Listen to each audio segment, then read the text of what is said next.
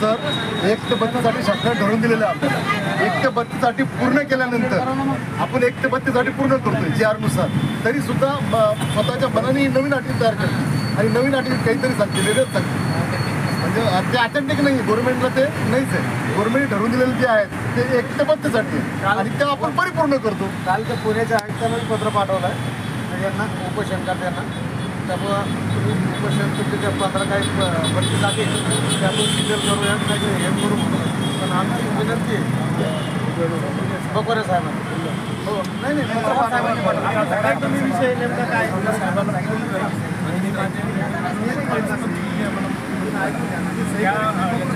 मागणी आणि या दोन्ही गोष्टी कारण इथं व्यवस्था सगळी तिथे गॅजेटेड ऑफिसर आहे पहिल्या समिती हे मुद्दामून तिच्या मनोकडची कळती टाकते. आता गॅजेटेड ऑफिसरमध्ये कलेक्टर आहे कमिशनर आहे साहेब आहे आयुक्त आहे बँक मॅनेजर आहे प्रिन्सिपल आहे टेक्निकल आय टी आय आहे ह्या सगळ्यांनी सक्षम तिथल्या 3.5 घंटे हेअरिंग घेतल्यानंतर तिला गरज काय डबल हेअरिंग करते हे मुद्दामून करते साहेब. आता आमच्या खात्याला पैसे जमा झाले नवीनच्या हेअरिंग झाल्या पुन्हा हेअरिंग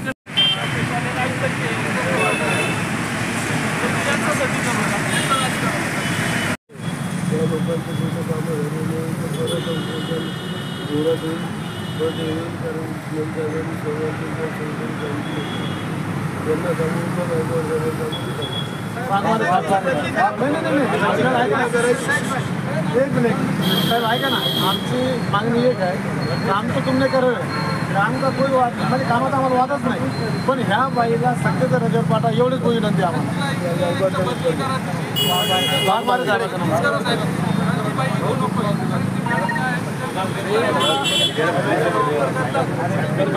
उद्या मॅचमध्ये जायला जायला सुद्धा आम्हाला भीती वाटते सर खरं सांगेल कॅबिनमध्ये सुद्धा जायला भीती कल काय करे सांगत नाही मॅडम कल गुन्हा दाखल करा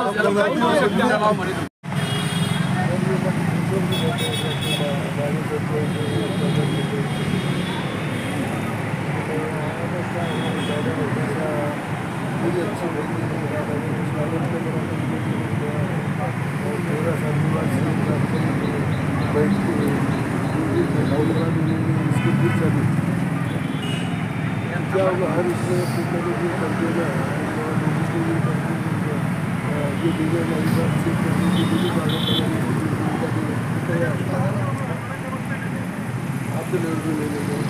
बदले उसको बदले क्या होगा कौन कौन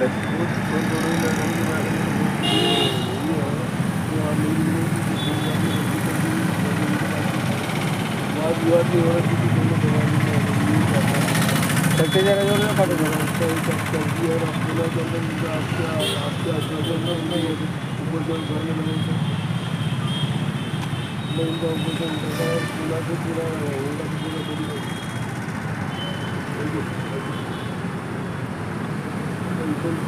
पुण्याला बैल बाजार तिथूनच करतात पुण्याहून सर्व घडलं कळलं ना आपल्याला पुण्याहून कसं काय करतो ते म्हणते ईद पाठवलं काही आणि सर्व त्यांच्या पाठवलं तिला सत्तेच्या रजेवर पाठवतो बाकी सीएम साहेबांना सांगायला हां कारण कसं माहिती आहे का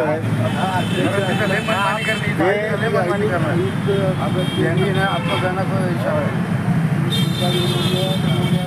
काढून देते सत्तेच्या रजेवर पाठवून काम होऊन जातं पुन्हा येईन ना 3 महिन्याभरानं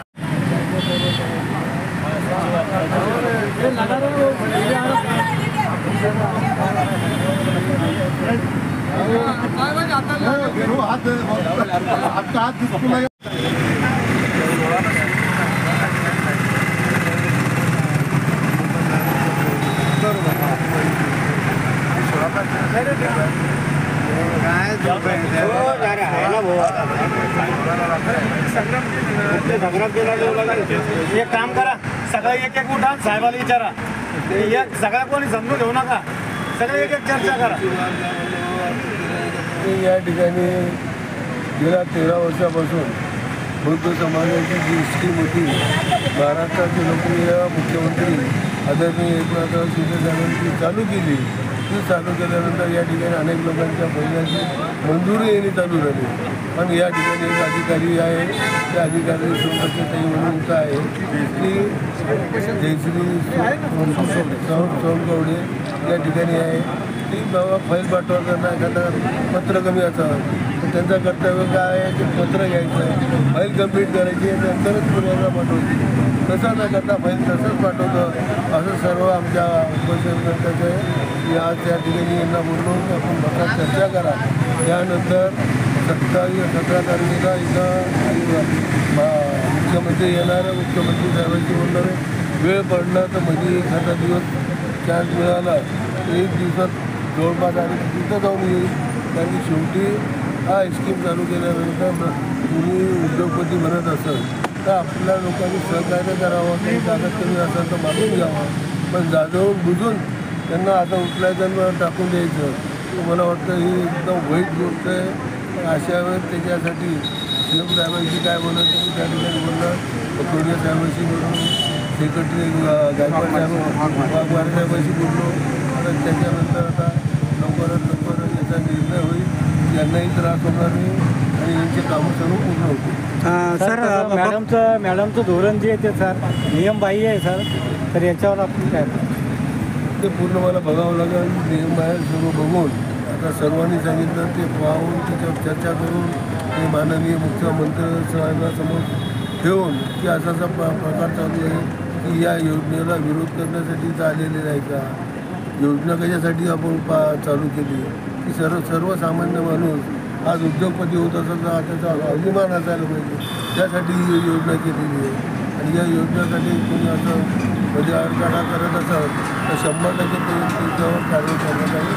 सर बकुरिया सरांशी तुमची चर्चा झाली का, काय आश्वासन दिलं तुम्ही? बकुरिया तर चिंता करू नका, सर्व फायदे येतील. त्यांना काही राहिलं तर मी त्यांना सांगेल, त्यांची कागदपत्र मागून घेईल आणि मुख्य करून फाईल आपल्या मंडळाला पाठवून क्षेत्रातील लोकसुद्धा पाठिंबा द्यायला समर्थन द्यायला आलेले आहेत.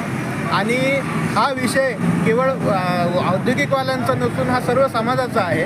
संबंधित जी काही अधिकारी आहे त्यांच्यावरती 2014 साली भ्रष्टाचाराची कारवाई झालेली आहे. अँटी करप्शन डिपार्टमेंटने त्यांच्यावरती रेड टाकलेली आहे. त्याच्यामध्ये त्या दोषी आढळल्या आहेत, त्यांचं प्रकरण न्यायप्रविष्ट आहे. आज रोजीसुद्धा त्यांना न्यायालयाने निर्दोष मुक्त केलेले नाही. तरीसुद्धा रेड पडल्यानंतर 2 वेळेस त्यांना प्रमोशन दिलं गेलेलं आहे, जे की नियमबाह्य आहे. ज्या व्यक्तीचं भ्रष्टाचाराचं प्रकरण न्यायप्रविष्ट आहे अशा व्यक्तीला नियमानुसार प्रमोशन दिलं जाऊ शकत नाही. तरीसुद्धा त्यांना प्रमोशन देऊन या महत्त्वाच्या पदावर बसवलेलं आहे. या 8 जिल्ह्यांचा भार या पदावरती आहे. 8 जिल्ह्यांच्या सामाजिक न्यायाच्या दृष्टीनं महत्त्वाच्या असणाऱ्या विविध योजना या पदाद्वारे राबवल्या जातात. परंतु ही अधिकारी सामाजिक न्यायाच्या उद्दिष्टाच्या पूर्णपणे विरोधात आहे.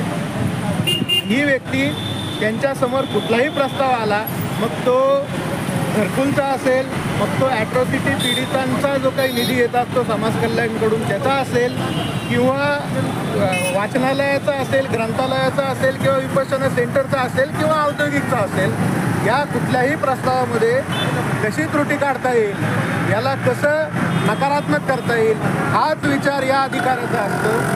त्या प्रकल्पाच्या त्या प्रस्तावाच्या शासन निर्णयाने ठरवून दिलेल्या अटी शर्तीशी संबंध नसलेल्या मनमानी मनगडत अशा प्रकारच्या त्रुटी, अशा प्रकारच्या कागदपत्रांची मागणी या अधिकाऱ्याकडून केली जाते.